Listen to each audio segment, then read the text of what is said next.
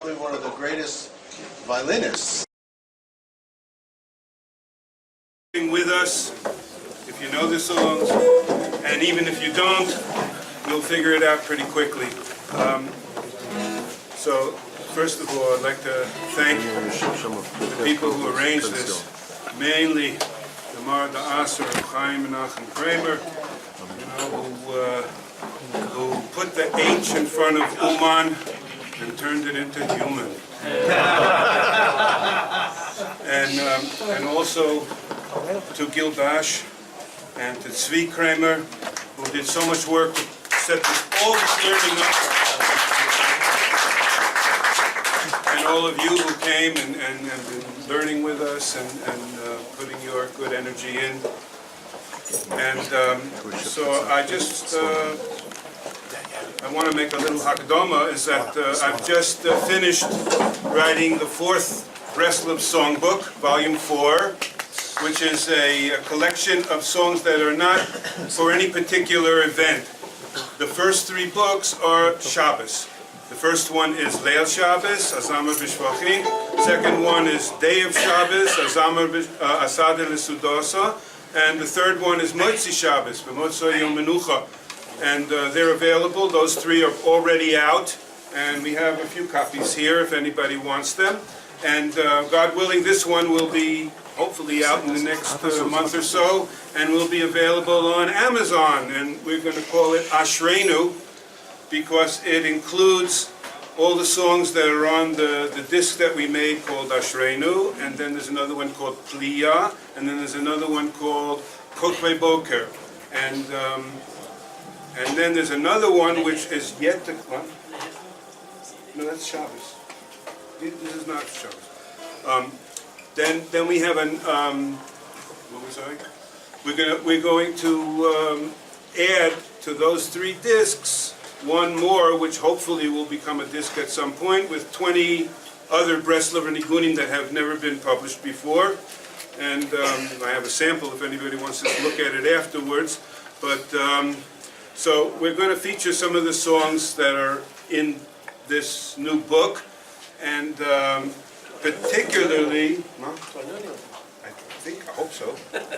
Yeah, this is very informal. I'll tell you, we haven't had any rehearsal, and the truth is we haven't played together since last year at this time in this room.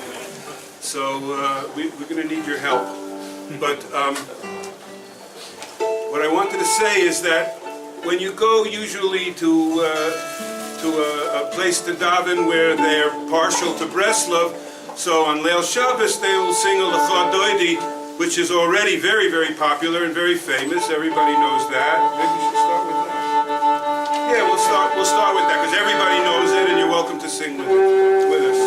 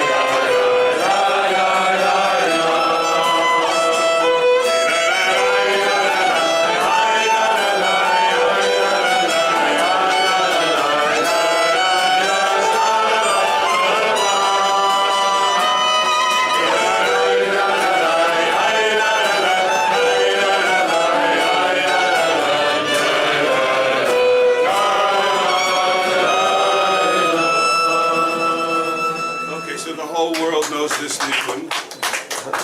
So what I wanted to do is to do the Melodies that nobody knows, or that only in Breslov they know, the special, the segula, the secret ones. And so the first one I want to do, this is one that it was brought into Breslov by a very holy man named BenZion, if anybody's heard of him. He comes from, his family comes from Mozhitz. And everybody knows Mozhitz is the home of Hasidic music. All the Rebbes were great composers. BenZion came to Breslov and brought a huge amount of nigunim. And he was kind of a wild guy. He used to go around to all the Hasidic courts and pick up new nigunim and bring them to Breslov. And he was always happy wherever he went.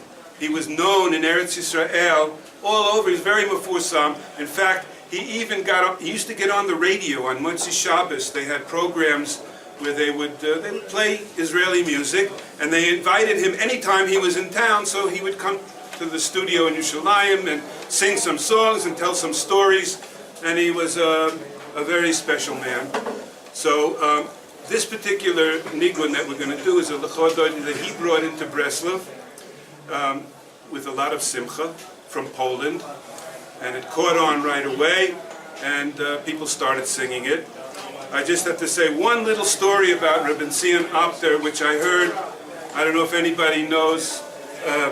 Akiva Greenberg Zal he was actually the Rav of the Moshav Mevo Modi'im for a number of years, and he told me this story that he was Mishamish BenZion in Bnei Brak, that he used to prepare meals for him and straighten up his house and just help him whenever he needed some help. So one time, as a newly married Kolelnik, so he was preparing some soup for BenZion in his apartment, which was above the next floor from BenZion. And in the middle of the preparation, he was having some kind of argument with his wife. And while he's doing this, he's preparing the soup. So finally, he finishes the soup, and he says, "Look, I can't fight anymore. I have to bring the soup to BenZion." So he goes downstairs, and he brings the soup, and BenZion's very happy to see him. He takes a spoon and puts one spoon in his mouth, and he spits it out. He says, "That's for soup."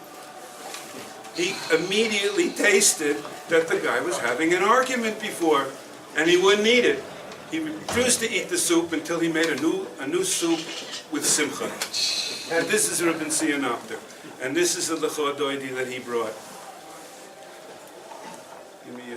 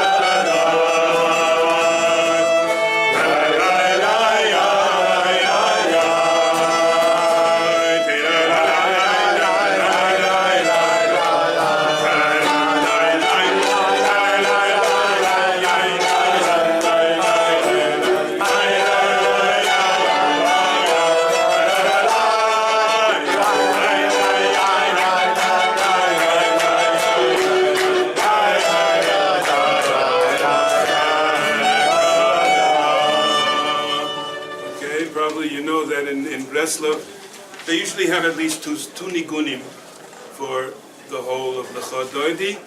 And the second one usually starts by V'hoyu Limshisa. And it's usually an up-tempo nigun because there's a rikud afterwards.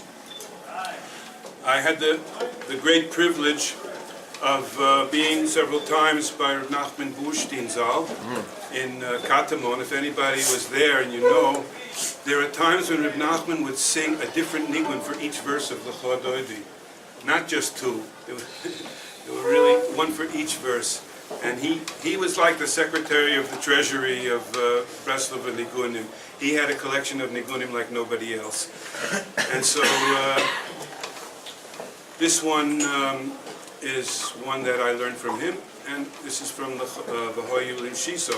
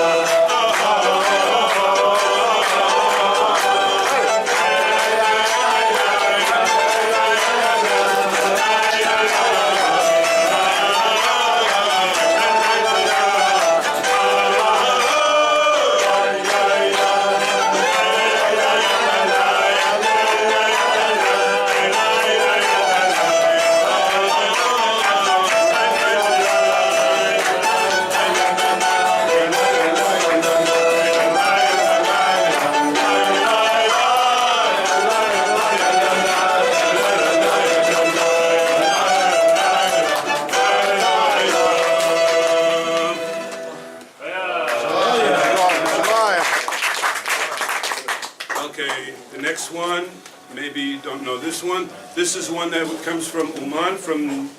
It was brought in the 1930s to Eretz Yisrael, and Reb Levi Yitzhak Bender was the first one to set it to the Chodoidi.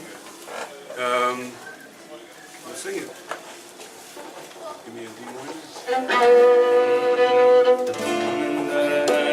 4. 4 or 3? Page 4. Not 3? No, that was the next one I had. One was on it. Meantime, I just want to have a special Skirat Malagal. Perspective. Closing a circle, thank you. The very first person to ever open the Likutei Moharan with me was our BenZion Sullivan about 36 years ago. And also my first musical inspiration towards Judaism well, was also from BenZion Sullivan. So I have a very great Hakaras Hatov, both spiritually and musically, that all that he's shone light in my life, even though I made him so many troubles over the years, but not coming soon. Right back at you. I just have to say in front of everybody.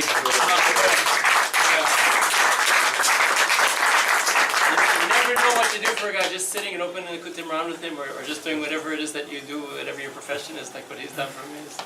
Hashem should merit us all to be able to spread the light. Amen, amen, amen. Menachem and I, we were on the road all the time, you know, with the traveling with the band, and some of the highest times, you know, when you travel with a band, it's nice when you go up on stage and play music, but most of it is traveling and schlepping. And Rabbi Menachem was an inspiration to me because he was so hungry for Likutei Moharan. So whenever we had a minute on a plane or on a bus or on a car, we would open up the Rebbe's Svarim and learn a little bit. Okay. This one.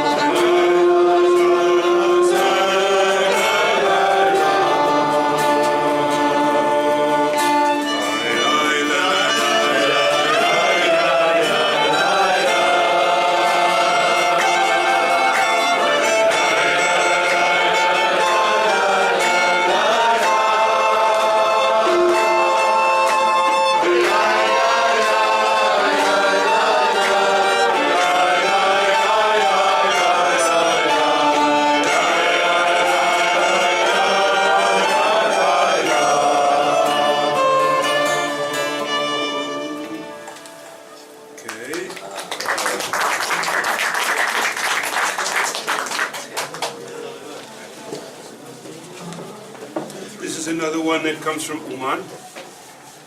And I never was to meet the man who brought it, Rabbi Yankel Goldreich in Jerusalem, said it to this nigun from Uman, and it became immediately popular. Is this Speak. do you hear anything from the microphone? It's on. Not so much. Okay, you gotta It's have not a plugged in. monitor. Check the button, BenZion. Check the button on the side. It's not a plugged-in mic. It's a, No, there's a button. There's a, Batteries in the microphone. Is it on? Is the microphone on? Well, the microphone in here, yeah, it's up. But It's on. It's not. There's nothing plugged in here. It's just okay, whatever. Okay. Ribbon Shalom, have Rahmanas on my It's voice. built into the thing. It's built into the... Yeah, but where's the volume of it? It could be some of the batteries off and dying. yeah. Okay, whatever. It's Just the light off. We can't hear you.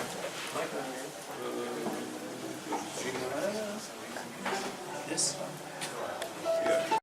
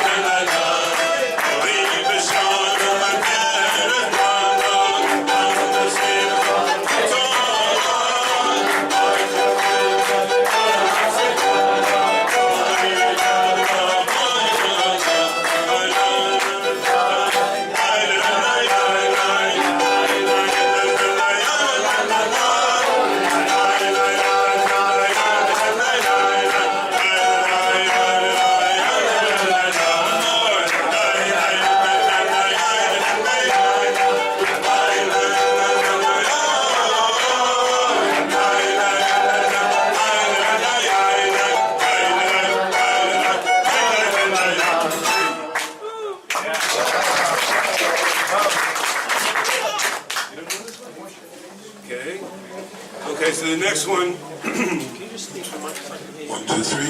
Yeah, I got it. It's a little bit treadly.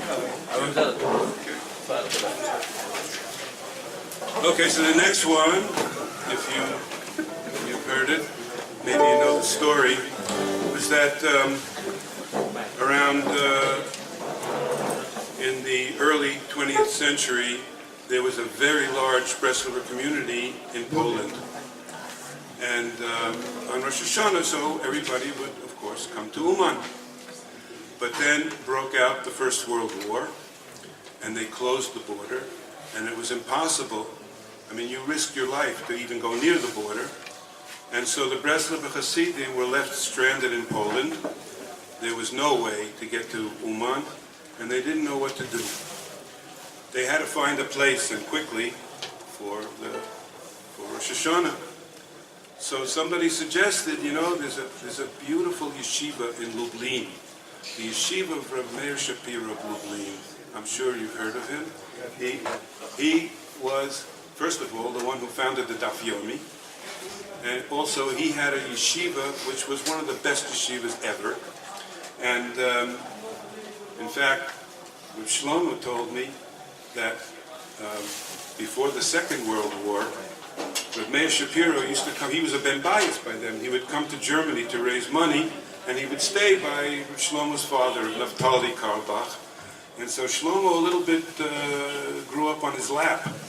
And when the boys were older, Shlomo and his twin brother, Elichaim, so Rav Meir Shapiro said to Rav Naftali, I really need you to send your boys to me to the yeshiva.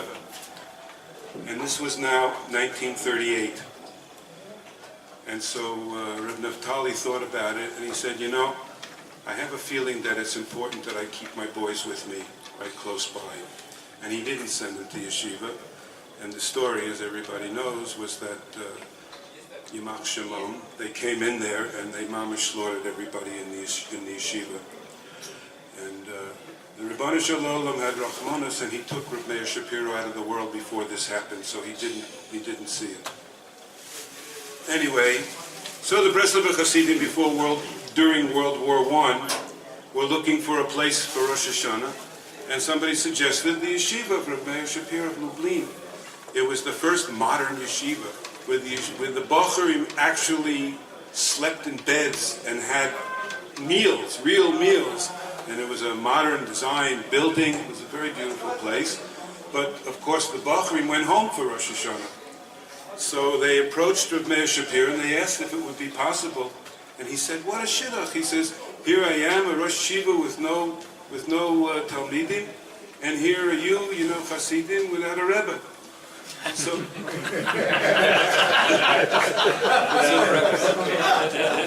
So he said, please, use my yeshiva. I would love to be with you for Rosh Hashanah. So the Breslovers all went to Lublin, gathered there, and then the board of directors of the yeshiva met, and they said, no way are we letting those guys in here. Breslov already had a reputation. Reputation. Pretty wild guys. They sang very loud and danced around all over the place, and they didn't want that in their yeshiva. So Meir Shapiro said to them, okay, good luck finding a new Rosh Yeshiva. And that closed the deal, so they said, okay. So that year, Rosh Hashanah came out, the second day Rosh Hashanah was on Shabbos. Second day or the first day? I'm not sure. Anyway, first day was on Shabbos. And Rav Meir Shapiro was the Baal Tefillah, and he introduced this nigun. Where are we? 6 and 7. 6 and 7, yeah. 6 and 7. So there's 2 pages of the same nigun. Here we go.